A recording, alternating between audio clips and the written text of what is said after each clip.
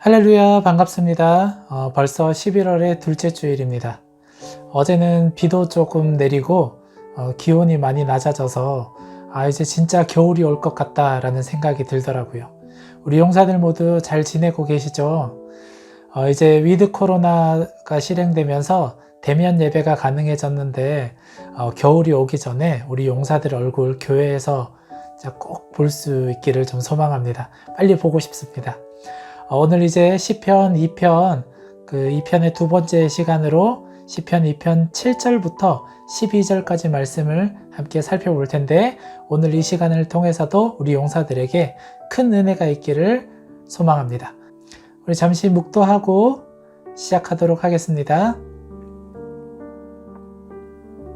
하나님 아버지, 오늘도 우리와 함께하여 주셔서 주님의 은혜로 아버지 우리를 덮어주시옵시고, 겸손하게, 더 겸손하게 하나님 앞에 아버지여 우리의 모든 마음과 생각을 올려드려 주의 말씀이 우리를 가르치는, 또한 주의 말씀이 우리의 삶을 움직이는 귀한 능력을 아버지여 경험할 수 있도록 우리를 만져주시고 축복하여 주시옵소서. 오늘도 하나님께서 우리와 함께하여 주시고 귀하고 거룩한 일들을 나타내실 것을 믿고 기대하며 나아갑니다. 목사들 모두 주시옵소서.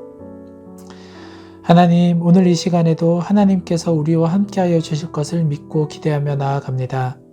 겸손하게, 더 겸손하게 하나님의 그 말씀에 우리가 귀 기울이게 하여 주시옵시고, 주님의 그 말씀이 오늘 이 시간을 통하여서 우리의 마음과 생각뿐만이 아니라 우리의 모든 삶의 방향을 결정할 수 있는 귀한 은혜가 있게 하여 주시옵소서.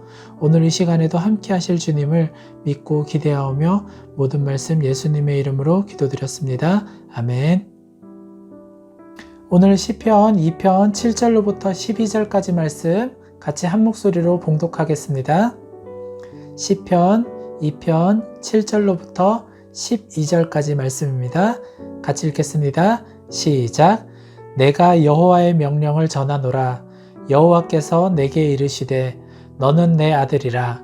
오늘 내가 너를 낳았도다. 내게 구하라. 내가 이방 나라를 내 유업으로 주리니 내 소유가 땅끝까지 이르리로다. 내가 철장으로 그들을 깨뜨리며 질그릇같이 부수리라 하시도다. 그런즉 군왕들아, 너희는 지혜를 얻으며 세상의 재판관들아, 너희는 교훈을 받을지어다. 여호와를 경외함으로 섬기고 떨며 즐거워할지어다. 그의 아들에게 입맞추라. 그렇지 아니하면 진노하심으로 너희가 길에서 망하리니 그의 진노가 급하심이라. 여호와께 피하는 모든 사람은 다 복이 있도다. 아멘. 사랑하는 용사 여러분, 구원이 무엇이라고 생각하십니까?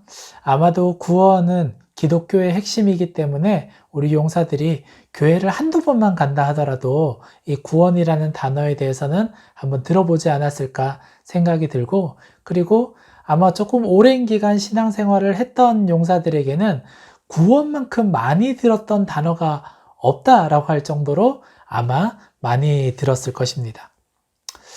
일반적으로 구원이라고 하면 이전 것은 지나고 새롭게 된다고 생각하여서 이전에 없던 새로운 무엇인가가 우리에게 짠하고 나타내어지는 것이라고 생각하기가 쉽습니다.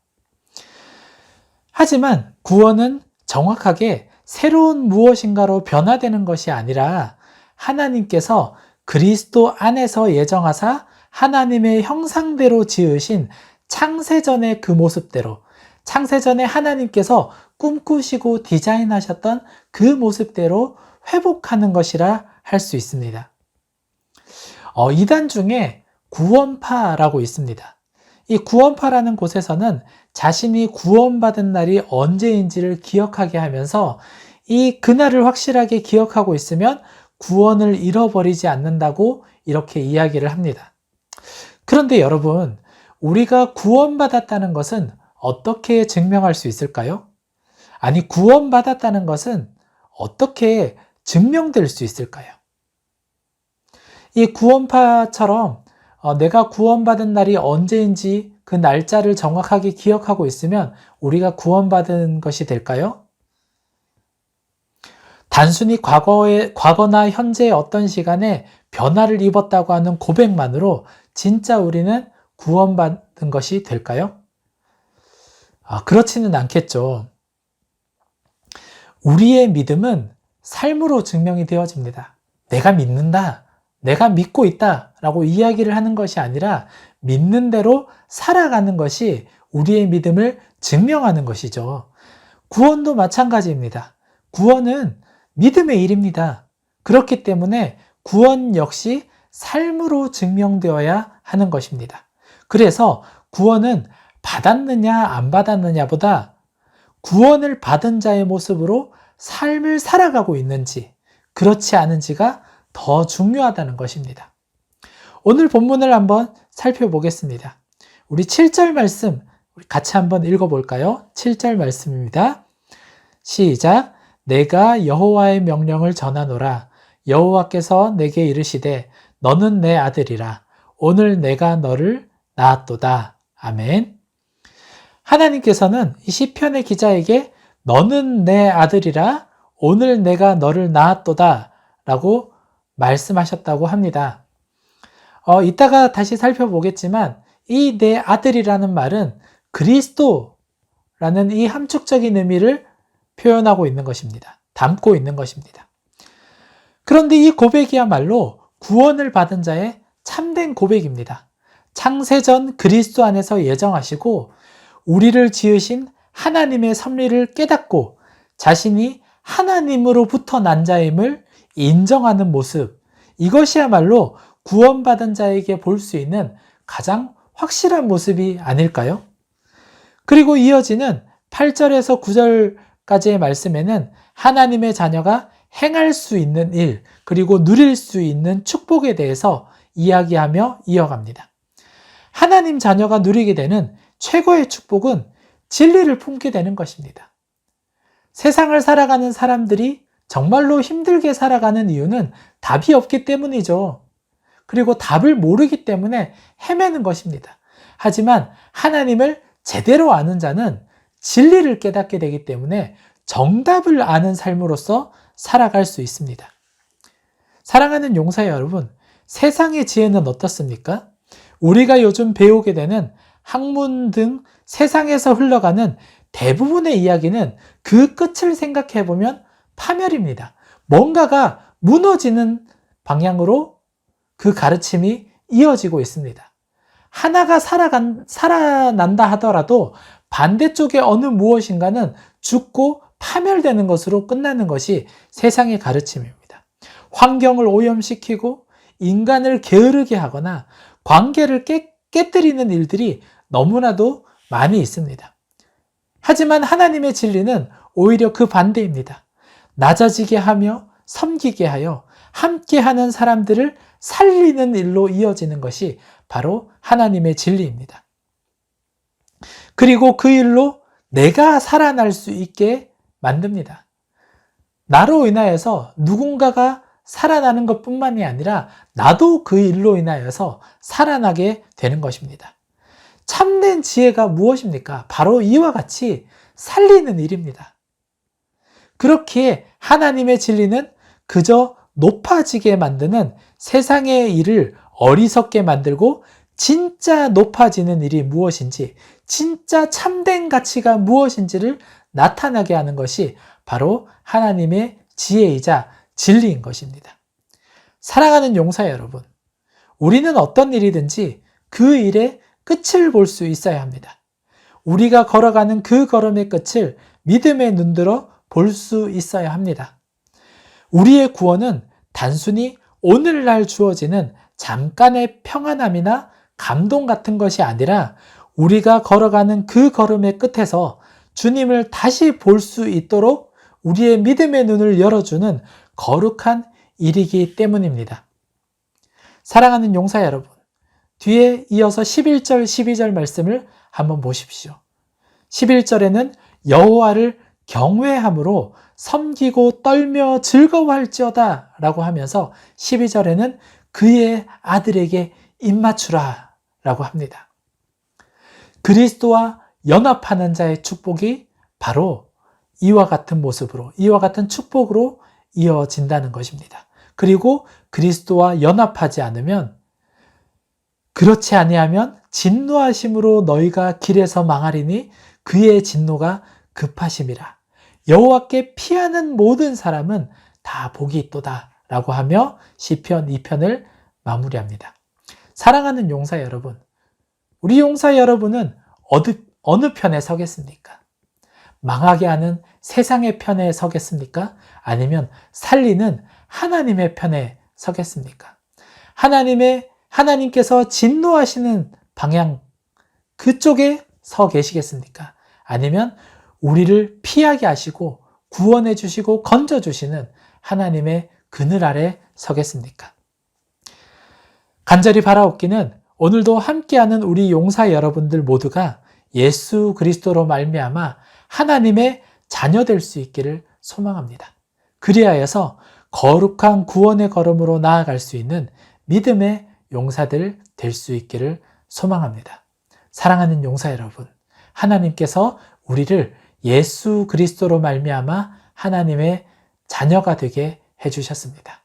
이 자녀된 축복, 예수 그리스도의 피값만큼 살아갈 수 있는 귀한 은혜가 우리 용사들에게 있기를 축복합니다. 기도하겠습니다. 오늘 이 시간 우리 같이 잠깐 기도할까요? 우리 이 시간 기도할 때 하나님 앞에 이렇게 같이 기도했으면 좋겠습니다. 하나님, 우리가 하나님의 구원을 온전히 깨달을 수 있기를 소망합니다. 그저 구원의 껍데기가 아니라 그 구원, 그 속에 담겨져 있는 진정한 본질을 깨달을 수 있기를 소망합니다. 그리고 그저 지식으로만 아는 것이 아니라 삶으로 구원을 누린 자로 살아갈 수 있는 귀한 은혜가 우리 가운데 있기를 소망합니다. 라고 하면서 우리 하나님 앞에 지혜를 구하고 삶을 올려드리면서 같이 간절한 마음으로 잠시 기도하고 제가 마무리 기도하겠습니다. 같이 기도하겠습니다. 하나님 아버지, 오늘도 우리와 함께하여 주시옵소서. 하나님, 우리가 진정 하나님의 구원을 깨달음에 있어서 주님, 때로는 그저 껍데기로만 하나님의 구원을 주님 알고 있었던 것이 아닌지 주님 고백하며 나아갑니다.